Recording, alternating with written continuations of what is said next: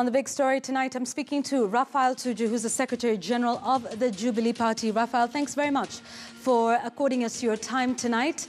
We have lots to discuss, but we'll start off with the incident today at Wiper Party headquarters. I know you wanted to comment on the roughing up of our two colleagues at the Wiper Party headquarters earlier this afternoon.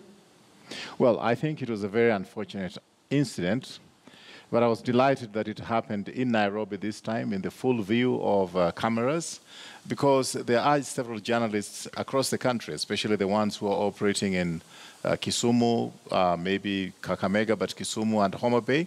And they've talked to me, and they tell me that they're so intimidated by NASA that you dare not write a story or file a report that is critical to them, to the ODM formation. You'll be bludgeoned. And this has happened before.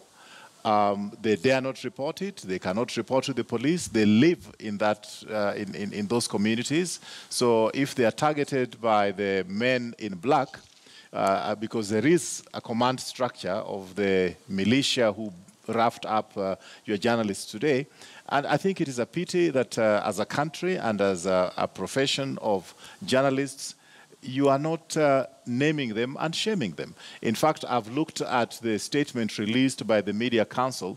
It's a very timid statement. It is almost apologizing to NASA, trying to say that, okay, this kind of thing which happens with politicians, rather than naming it straight away. This is the way that ODM operates. We saw it with their men in black during the elections. They kicked ballot boxes.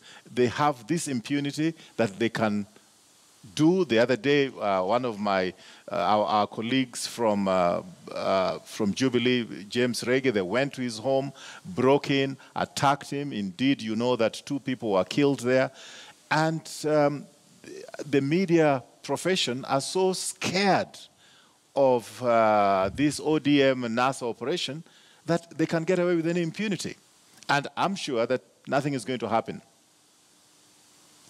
All right. Jubilee Party now has the reins of power and instruments, of the police.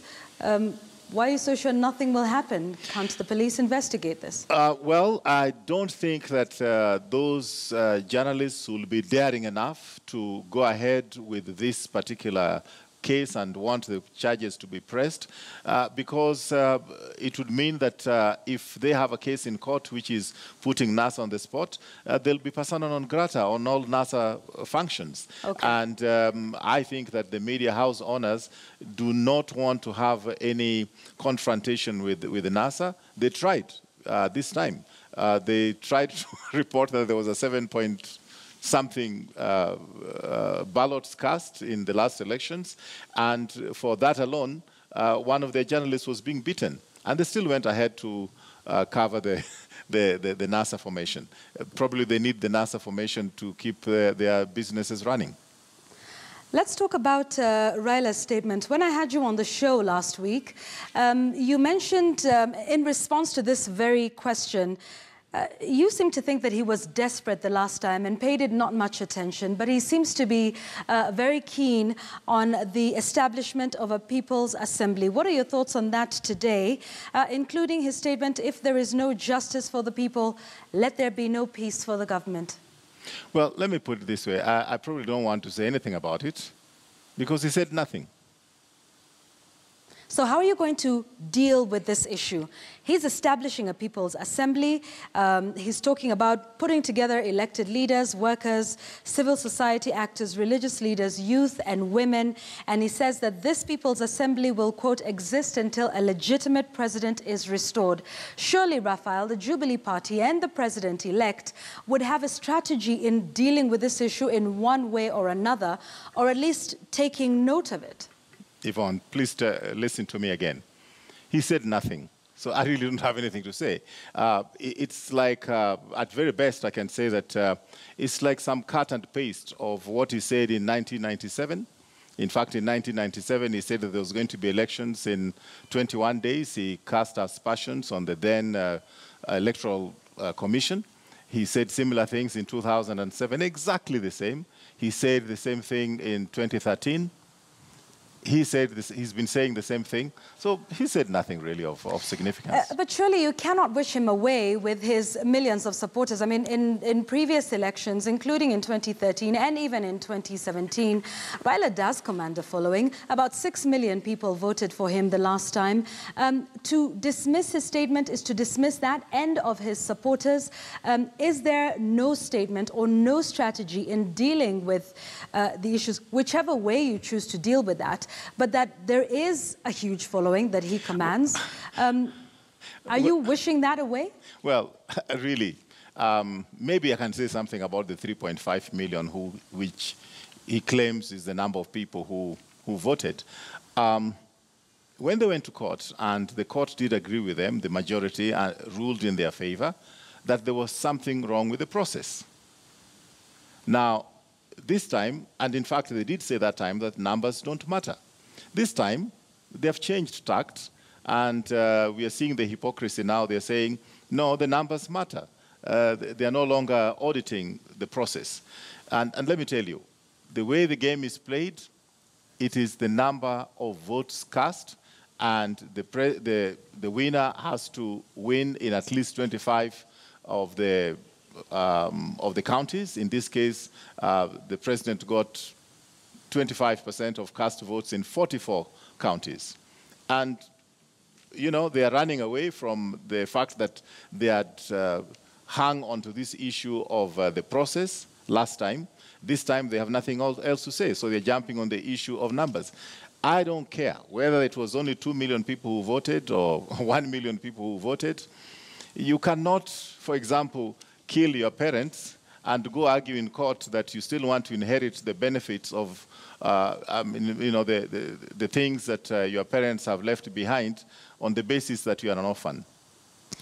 The elections issue aside, are you just going to ignore this and act like this hasn't happened? Because President Uhuru Kenyatta, who's president-elect, is president indeed of all Kenyans, including NASA supporters. Oh, you mean right? that? You mean that? I mean, the president has stated it very clearly, and it is his responsibility as the president-elect. Once he's elected as president and sworn in as president, he will be the president of the whole country, and it will be his responsibility to reach out to all Kenyans from all regions of the country. That is the responsibility of a president, because the Constitution actually envisages a situation where 50 plus 1 wins the seat, and there'll be still 50 plus 1% will win the seat, and there'll still be 49.999% who do not agree with you. So it is the responsibility of the president to reach out to those people. Take the case of the United States, for example. The turnout in the United States was 55.7. President Trump did get 26.7%, and he is the leader of the most powerful state in the whole world. Of course, some people did go to the street saying he's not our president, we will not recognize them, but that doesn't change anything.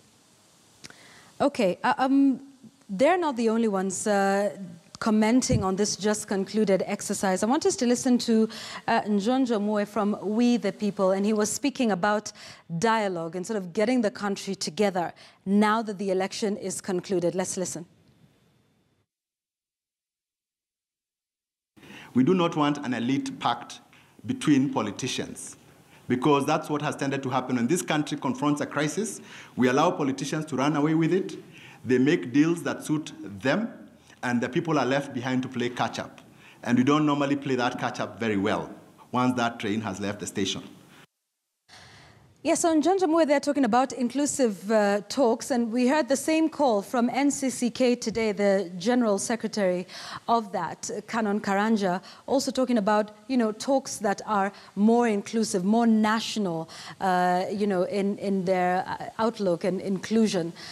What are your thoughts on that? Because we did hear President Kenyatta saying that there will be no talks until after the election. Well, we're done with the election, save for the timelines that we're waiting out to see what happens until the swearing in. But what are your thoughts on dialogue in the country? Well, I mean, this country is always having a dialogue. We have a National Assembly where people have to dialogue and agree on some ways forward. We do our debates there. Right now, we have 47 county assemblies where we do our conversation. And you know, there's nothing wrong with people continuing to talk. We have to reach out for each other. I mean, at the moment, what I see from my brothers and sisters in NASA is they do have a lot of anger and a lot of bitterness. So probably there's a need for some counseling and bitterness and anger management skills to be imparted. So that conversation must continue. And I think there's nothing wrong with it as long as the dialogue does not mean nusumukate. Here's what NCCK is talking about today, in fact, and it echoes a multi-sectoral forum that was convened even before the election. I think they had one meeting and decided to have the other one after the election, brings together persons from private sector. Lee Karuri from KEPSA is also a part of that. I believe he's one of the conveners of that. But NCCK today talking about amending the constitution and expansion of the executive, where the president would appoint a prime minister and restoring the position of the leader of opposition and a deputy leader. This, they say, and I quote, would be necessary if we're to provide dignity for the opposition. So talks now about amending the constitution and making this a more inclusive government, according to the NCCK. What are your thoughts? Well,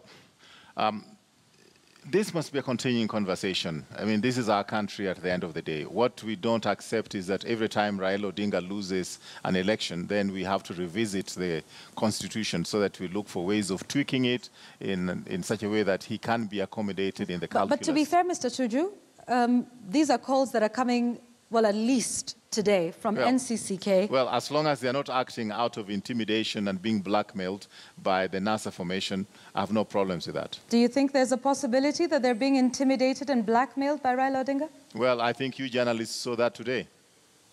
What? NCCK being intimidated? Being roughed up when you go to cover a story, that is some form of intimidation. And so do you think that's happening with NCCK? Well, that is always happening. I mean, we've seen bishops from Nyanza province, you know, falling in line with what NASA thinks. If they don't, then they may not even be able to have a congregation to preach to. All right, so what do you think about these specific proposals then? Well, I've not applied my mind to it. In any case, as a Secretary General of the party, a thing like that will have to be brought to the party so that the different organs of the party discuss it. And, you know, my say will not be necessarily be the final say. I mean, you know, I'm only the Secretary General, and the Secretary General, you know, is just a position like many other positions in the party, including the party leader and the deputy party leader and various organs of the party. All right. I know we're still waiting for the timelines to play out, depending on what happens, if at all, at the Supreme Court. And you've talked about the president uniting the country and reaching out. So talk to us about how specifically this would happen and what the way forward is. I mean, beyond just perhaps saying that the cabinet should be more inclusive, but what are some of those tangible ways that President Uhuru Kenyatta would reach out to other members, you know, of the fraternity, of the political side, of the population, because NASA's boycott aside, there was 12 million people across the country for whatever reason. I mean, you know, we all know the turnout of a second election, but those 12 million people out there who did not turn up to vote across the country. There have been some ethnic divisions that we have seen coming to the fore as a result of this election. What's the way forward with specifically reaching out to other parts of the country and to unite everybody? I think it is important that we embrace each other as Kenyans. But you cannot have a dialogue in the context of we must have dialogue or else you'll see us on the streets. We must have dialogue, otherwise we'll beat you up. I mean, that's not dialogue. That is threatening people and blackmailing people. Same tools that terrorists use. All right. So how is the president going to reach out specifically? How he'll reach out, I've not discussed that with him, so I can't second guess how he's going to do it. All right. As a party, perhaps, to just ensure that we are more cohesive now going forward? I mean, this has been a really divisive time in the country, as elections are, because people are asked to choose between one ideology, one party, one candidate or another. Well, but just talk to us about what your wishes personally would be, Raphael Tuju. I think we're very lucky. This president is very humble and is told all of us to try to be humble as much as possible, because, I mean, the kind of chest thumping that we've seen from our opponents, NASA, is what has led us to where we are today. I mean, for the longest time, they were chest thumping, there will be no elections. I mean, they forgot to gazette it, that there will be no elections. That's why we've just finished an elections. Even if only 1 million or 2 million people turned up, we still had the elections despite all the chest thumping that they had. So I think it is time that people step back, stop all the grandstanding and chest thumping and positioning ourselves to score debating points, and realize that this is our country and what can we do when we sit together and move on together without threatening anybody. Raphael Tuju, Secretary General of the Jubilee Party, we thank you for your time tonight here on The Big Story. And thank you as well to our viewers for watching us tonight. Remember, the conversation continues. The hashtag is The Big Story on social media. I'm Yvonne Okwara Matole. Good night. I'll see you tomorrow.